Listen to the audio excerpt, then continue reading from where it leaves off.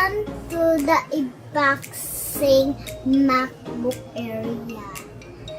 Naghirapan ko talaga to. This is to my new laptop, and then this is to really love it. Let's open it, guys.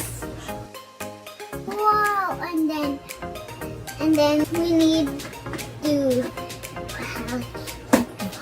wow.